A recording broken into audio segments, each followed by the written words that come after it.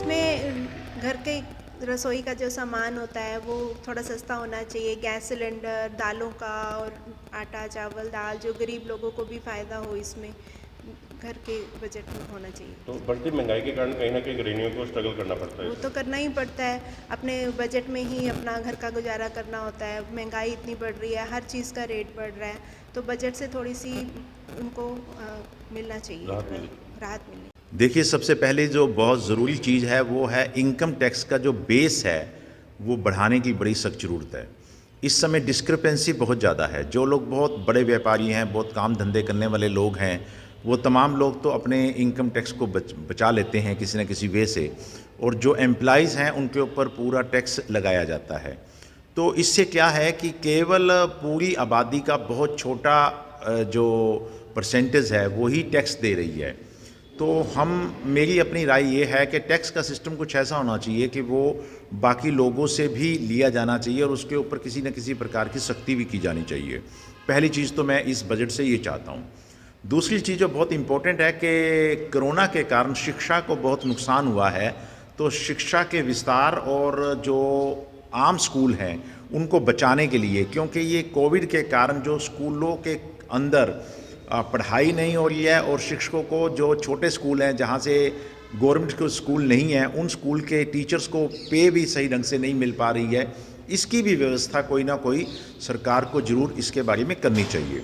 और तीसरी चीज़, सबसे इम्पोर्टेंट चीज़ जो है इस समय वो ये है कि हमें इस तरीके के मानदंड अपनाने चाहिए जिससे कि हमारे जो देश की आर्थिक उन्नति है वो अधिक हो और हमारा जो रुपया है वो कम से कम डिवैल्यूएट हो। हर साल की तरह जब बजट आने वाला होता है तो सिटीजन्स को बहुत उम्मीदें होती हैं, बहुत सारों की पूरी भी होती हैं, कुछ रह भी जाती हैं। इस साल जैसे बजट आना है तो उसमें मैं चाहता हूं कि एक तो एलपीजी की जो है सब्सिडी डोमेस्टिक सेक्टर की बढ़ाई जानी चाहिए ताकि किचन का खर्चा कम हो सके।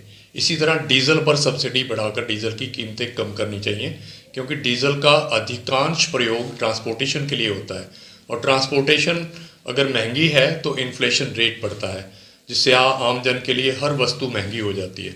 ये दोनों अवश्य हो जाने चाहिए। पिछला साल जैसे हम सबको मालूम है किसानी आंदोलन के साथ रहा, जिसमें कहीं ना कहीं सरकार ने एक बिंदु पर सहमति की कि एमएसपी पे सहमति बनाकर एमएसपी किसान को दी जाएगी। इस बजट में ही बजटरी एलोकेशन एमएसपी के लिए एडिशनल हो जानी चाहिए।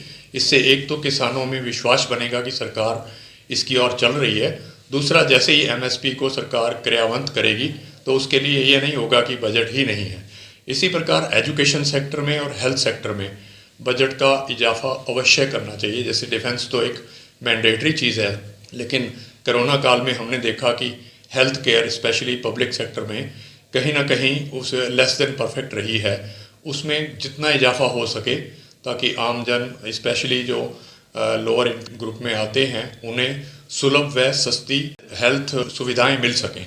और सबसे बड़ी ज़रूरत है इस वक्त हमारे देश में, आपने देखा होगा, या तो पानी बहुत अधिक होता है या पानी बिल्कुल नहीं होता। इसका मतलब हमारे देश में पानी तो है, उसकी मिसमैनेजमेंट है।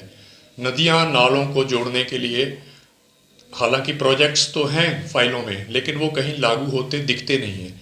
जिस प्रकार national highway authority of India की सड़कें हर कोई देख पाता है कि उनमें प्रोग्रेस हो रही है, इसी प्रकार से नदियां और नालों को जोड़ने की प्रक्रिया, better management of water resources, वो बड़ी त्वरित स्पीड से हो जाना चाहिए ताकि देश बाढ़ और सूखे से भी बचे और जल की भी कमी महसूस ना हो। बजट से बहुत उम्मीद रखनी चाहिए सबको, क्योंकि कोविड टाइम से महंगाई इतनी बढ़ चुकी है और आम रोज़मर्रा की चीज़ें इतनी महंगी हो चुकी हैं।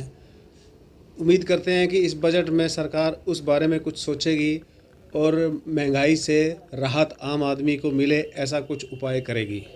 दूसरा, कोविड के दौरान छोटे व्यापारी जो बिल्कुल तले पे आ गए हैं एक तरह से, ठीक है, उनको राहत दी जाएगी, ठीक है, ताकि वो अपना व्यापार फिर से खड़ा कर सके, स्टैंड कर सके।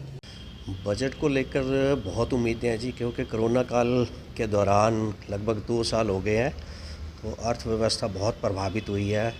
हम लोग एम्प्लॉई हैं, तो एम्प्लॉई के संदर्भ से कहें तो एम्प्लॉई भी बहुत इससे जो है वो प्रभावित हुआ है। वर्क फ्रॉम होम होने से ख़ास तौर पे जो प्राइवेट सेक्टर है, कॉरपोरेट सेक्टर है, तो उस पे एम्प्लॉइज़ के ऊपर भी काफ़ी बर्डन पड़ा है। तो उम्मीद करते हैं कि एम्प्लॉइज़ को, और मैं कहूँगा विशेष तौर पर जो प्राइवेट सेक्टर में है उनके लिए एम्प्लॉइज़ को तो जो है बजट में कुछ रियायत मिलनी चाहिए, और इसके साथ साथ गवर्नमेंट एम्प्लॉइज़ के लिए भी रियायत होनी चाहिए, क्योंकि काफ़ी टाइम से कोई ज़्यादा रियायत जो है वो एम्प्लॉइज़ को भी नहीं मिली है। स्टैंडर्ड डिडक्शन बढ़े, कुछ जो टैक्स परसेंटेज है उस स्लैब में कुछ थोड़ा सा सरकार रिलीफ दे।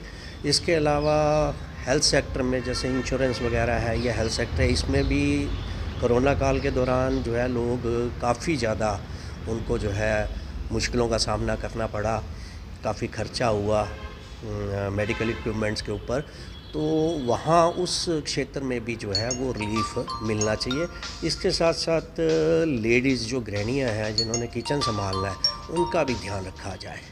तो उम्मीदें हैं कि इस बार कोरोना के प्रभावों को अर्थव्यवस्था के ऊपर देखते हुए हमें अच्छी जो रिलैक्सेशंस है, पॉजिटिव जो कर्मचारी, चाहे वो सरकारी है, चाहे निजी क्षेत्र का है, चाहे गृहिणियाँ हैं या किसान है, उनको अच्छा एक बजट मिलेगा और सुविधाएं मिलेंगी, ऐसी उम्मीद करते हैं।